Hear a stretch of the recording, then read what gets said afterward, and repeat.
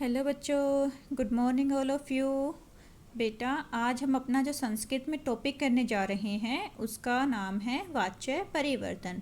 ठीक है बच्चा, आज हम करेंगे वाच्य, जिसको इंग्लिश में क्या बोलते हैं, वॉइस। आज हम बेटा संस्कृत में वॉइस करेंगे। ओके बेटा, अब ये हम स्टार्ट कर रहे हैं। संस्कृत में वाच्य 3 प्रकार के होते हैं। संस्कृत में वाच्य कितने प्रकार के होते हैं? 3 प्रकार के होते हैं।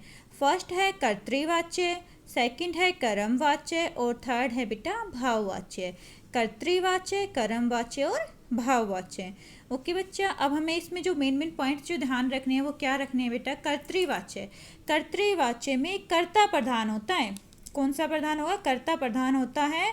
और जो हमारी क्रिया होती है ना बच्चा, वो किसके अनुसार होती है? कर्ता के अनुसार होती है। क्रिया हमारी कर्ता के अनुसार होती है और हमारा कर्ता प्रधान होता है। कर्मवाच्य में बेटा कर्म प्रधान होता है और जो क्रिया है वो कर्म के अनुसार होती है। कर्मवाच्य में कौन प्रधान होगा? कर्म प्रधान होगा और जो क्रिया है वो किसके अनुसार होगी? कर्म के अनुसार। भाववाच्य में कर्म की आवश्यकता नहीं होती। इसमें बेटा हमें जो ध्यान रखना है वो कर्ता, जिसको हम सब्जेक्ट बोलते हैं, क्रिया जिसको हम इंग्लिश में वर्ब बोलते हैं, और कर्म बेटा जिसको हम इंग्लिश में क्या बोलते हैं? ऑब्जेक्ट बोलते हैं। ठीक है, कर्ता, क्रिया और कर्म, ये हमें 3 पॉइंट मेन है जो हमारा वाच्य परिवर्तन में हमें चाहिए। अब इनके नियम हम देख लेते हैं बच्चा। फर्स्ट नियम हमारा क्या कहता है? कर्तृवाच्य के प्रयोग में हमें क्या क्या चीज़ें ध्यान रखनी है वो हमने ये लिखी हुई है। क्या क्या ध्यान रखना है? कर्ता में प्रथमा विभक्ति का प्रयोग होगा। जो भी कर्ता होगा उसमें प्रथमा विभक्ति का प्रयोग होगा। कर्म में द्वितीय विभक्ति का प्रयोग होगा। और जो क्रिया है ना बेटा वो कर्ता के अनुसार होती है। जो भी हमारी क्रिया है वो किसके अनुसार होगी? कर्ता के अनुसार होती है। इसमें मेन फोकस हमें रखना है बेटा, क्रिया किसके अनुसार होगी? कर्ता के अनुसार होगी। ठीक है, नेक्स्ट जो है हमारा वो है बेटा कर्मवाच्य। कर्मवाच्य में क्या करना है? कर्ता में तृतीय विभक्ति का प्रयोग करना है और कर्म में प्रथमा विभक्ति का प्रयोग करना है। कर्ता में कौन सी विभक्ति का प्रयोग करेंगे? तृतीया का, और कर्म में प्रथमा का। जो क्रिया है बेटा वो कर्म के अनुसार होगी। जब हम इसमें चेंज करेंगे कर्तृवाच्य से कर्मवाच्य में, तो जो क्रिया होगी ना बच्चा वो कर्म के अनुसार होगी। इसमें जो क्रिया होगी कर्तृवाच्य में वो कर्ता के अनुसार होगी। ये मेन पॉइंट है जो हमें ध्यान रखना है बच्चा। नेक्स्ट है, देखो अब एक एग्जाम्पल के थ्रू बताया गया है। जो हमारा जब तक कर्तृवाच्य है ना उसमें जो होंगे वो परस्मैपदी धातु में होगा, और हमारा जो कर्मवाच्य है वो आत्मनेपदी धातु में होंगे। तो अब मैंने लिख लिया कर्ता, कर्म और क्रिया। सेंटेंस बनाया है। कर्तृवाच्य कहा बालकः पाठम पठति, बालक पाठ पढ़ता है। अब इसमें देखो बालकः प्रथमा विभक्ति का प्रयोग किया है। पाठम, पाठम में मैंने द्वितीय विभक्ति का प्रयोग किया है। और हमारी जो क्रिया है बेटा पठती, वो किसके अकॉर्डिंग है? बालक के अकॉर्डिंग है। जो बालक है वो क्या है? एक वचन है। ठीक है, प्रथमा विभक्ति एक वचन में है बेटा ये, तो हमारी क्रिया भी प्रथमा विभक्ति एक वचन में ही होगी। ऐसे इसका जब हम कर्मवाच्य बना रहे हैं बेटा, तो हमें अब क्या करना है? जो प्रथमा विभक्ति है उसको किस में चेंज करना है? तृतीय विभक्ति में। ठीक है, जो हमारे कर्ता में प्रथमा विभक्ति थी वो किस में चेंज हो जाएगी? हमारी कर्मवाच्य जब हम करेंगे तो तृतीय विभक्ति में प्रयोग हो जाएगी। जो बालकः है, बालकः का तृतीय विभक्ति क्या बन जाएगा? बालकेन।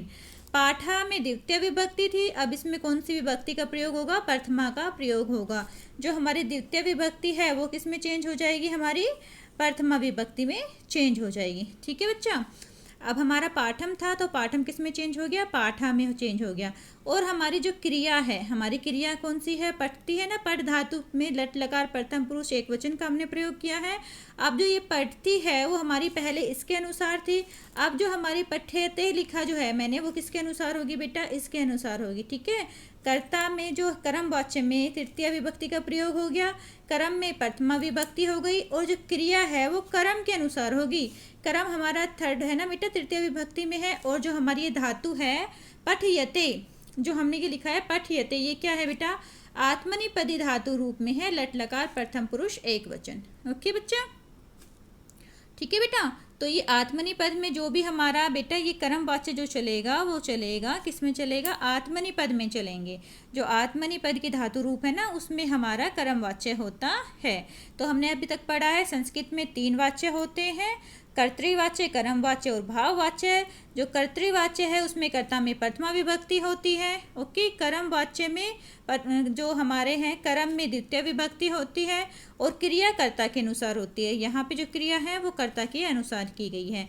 नेक्स्ट हमने किया है बेटा अब कर्मवाच्य। कर्मवाच्य में हमने क्या किया है, कर्ता में तृतीय विभक्ति का प्रयोग। यहाँ पे कर्ता में हमने तृतीय विभक्ति का प्रयोग कर दिया। हमारी जो कर्म है उसमें प्रथमा विभक्ति का प्रयोग हुआ है और जो हमारी क्रिया है वो कर्म के अनुसार चेंज हुई है। ठीक है बच्चा, ये तो एक सिंपल सा था। इसके बाद हम जो इसमें मेन पॉइंट है जो हम नोट करेंगे वो ये है बेटा कि अकारांत ऐसी मूल धातु जिसके अंत में आ की मात्रा हो। ठीक है, अकारांत का मतलब क्या होती है, ऐसी मूल धातु जिसके अंत में आ की मात्रा हो और वो शब्द जो गे मतलब आ और ए आदि धातुओं से प्रारंभ हो, इनको कर्म वाच्य में बदलने पर दीर्घ ई में बदल दी जाएगी। अर्थात अगर यहाँ पे ये वर्ड्स आ जाएं तो वो गई जो है किस में चेंज हो जाएगी, दीर्घ ई में चेंज हो जाएगा। ठीक है, इसका एग्जाम्पल देखो यहाँ पे लिखा हुआ है मैंने बेटा, गई। जो गई है वो इसका जो कर्तृवाच्य है वो क्या बना है, गायती। लेकिन इसका जब हमने देखा ये दीर्घ ई में चेंज कर दिया तो क्या बन गया इसका, गीयते। ठीक है बेटा, गे को हमने गायती, इसका कर्तृवाच्य है लेकिन इसका कर्मवाच्य गीयते हुआ है। ओके, नेक्स्ट है इसका नोट हमने जो किया है वो क्या किया है, इकारांत और उकारांत अंतिम वर्ण हमारा ई हो या हमारा ऊ हो, वो किस में चेंज हो जाएगा, जो हमारी ह्रस्व ई और ऊ है बेटा वो हमारे परिवर्तन हो जाएंगे दीर्घ ई और ऊ में। ठीक है, जो ह्रस्व इकारांत और उकारांत है वो किस में चेंज हो जाएंगे, दीर्घ ई ऊ। ठीक है, इसका देखो एग्जाम्पल, इसका एग्जाम्पल देखो, इकारांत है बेटा ची। ठीक है, इसका कर्तृवाच्य तो बना चिनौती, लेकिन जब हम इसका कर्मवाच्य बनाएंगे तो क्या बन गया, चीयते। दीर्घ ई आ गया ना बेटा, इसमें कर्तृवाच्य में चिनौती था लेकिन कर्मवाच्य में क्या आ गया, दीर्घ ई आ गया, चीयते बना दिया। ठीक है बच्चा, नेक्स्ट है रिकारांत हो तो किस में परिवर्तन हो जाएगा, री में। जो रिकारांत है वो किस में चेंज होगा, री में चेंज होगा। जैसे यहाँ पे हम देखो बेटा क्री री आ रहा है ना, री रिकारांत आ रहा है, तो हमारे पास यहाँ पे सिंपल कर्तृवाच्य में तो हमारा करोति बनेगा, लेकिन जब इसका आत्मनेपद में चेंज करेंगे तो क्या बन जाएगा, क्रियते। ओके, री की साउंड आ रही है ना हमें, क्रियते है। जो क्री है जो री है वो किस में चेंज हो जाएगा, री, तो क्रियते है। ओके, नेक्स्ट है बेटा 5th पॉइंट, हमने क्या कहा है, यदि आरंभ में रा हो तो परिवर्तन री में हो जाता है। ओके बच्चा, सॉरी बेटा एक बीच में रह गया, यदि धातु के प्रथम वर्ण वा से हो, अगर धातु का प्रथम वर्ण क्या हो, वा हो, तो वो किस में परिवर्तन हो जाएगा, ऊ में परिवर्तन हो जाएगा। अब देखो यहाँ पे हमारे पास धातु वद धातु में प्रथम वर्ण वा है ना, तो अब ये हमारा किस में चेंज हो गया है, उद्धत है। वा ऊ में चेंज हो गया, उद्धत है, तो हमारा क्या बन गया इसका, वदति ही और उद्धत है। जब हमने इसका कर्मवाच्य बनाया तो ये वद क्या बन गया, उद्धयते। जो वा था वो किस में चेंज हो गया बेटा, ऊ में चेंज हो गया। ओके बच्चा, अब देखो हम ये थोड़ा सा देख लेते हैं। धातु है हमारी, ये हमारा कर्तृवाच्य है और ये कर्मवाच्य कि हमने कैसे चेंज किया है। मैंने आपको बताया पहले भी, जो कर्तृवाच्य है वो परस्मैपदी धातु के होंगे और जो कर्मवाच्य है वो आत्मनेपदी धातु के होंगे।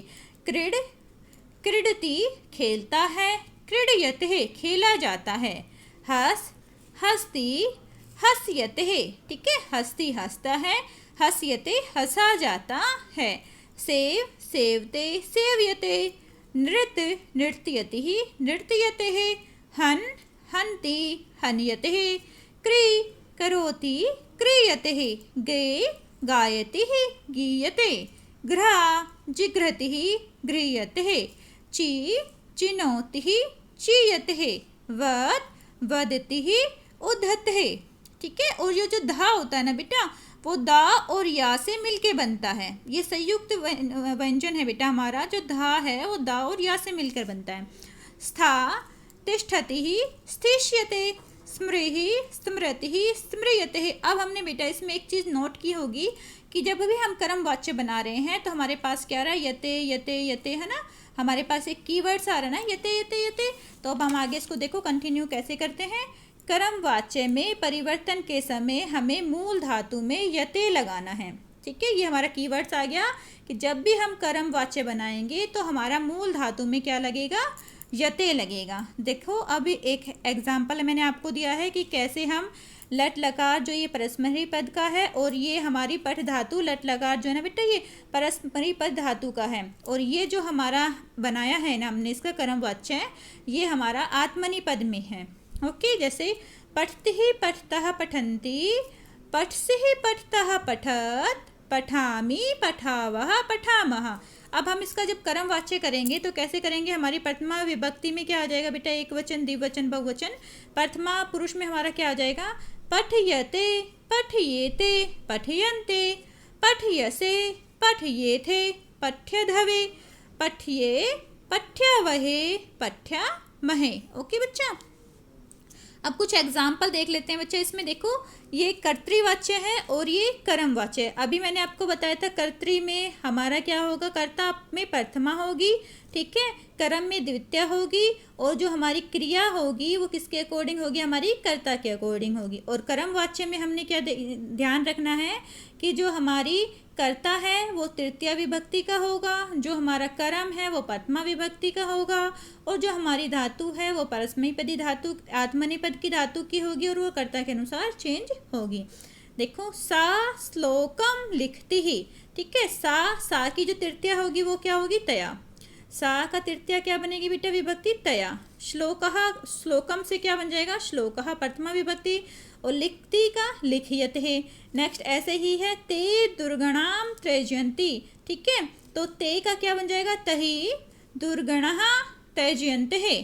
वयम दुर्जनः निन्दामः, ठीक है, वयम की तृतीय विभक्ति में चेंज करेंगे जब तृतीय विभक्ति क्या बनेगी इसकी बनेगी अस्माभि, ठीक है, ये शब्द रूप है बेटा। वयम जब शब्द रूप है इसकी तृतीय विभक्ति क्या बनेगी, अस्माभि दुर्जनः निन्हन्ते है, ठीक है। रामः फलम खादति, तो क्या बन जाएगा, रामेण फलम खाद्यते। त्वं कथः लिखसि, त्वया कथः लिख्यन्ते। इस तरह से बेटा हम इसमें चेंज करेंगे। ओके बेटा, ये कर्तृवाच्य से कर्मवाच्य में चेंज हुआ है। नेक्स्ट हमारी जो वीडियो होगी बेटा वो हम भाववाच्य का बताएंगे, ठीक है, कर्तृवाच्य को कैसे भाववाच्य में चेंज करते हैं। ओके बच्चा, टेक केयर, अपना ध्यान रखना बेटा। गॉड ब्लेस यू बच्चा।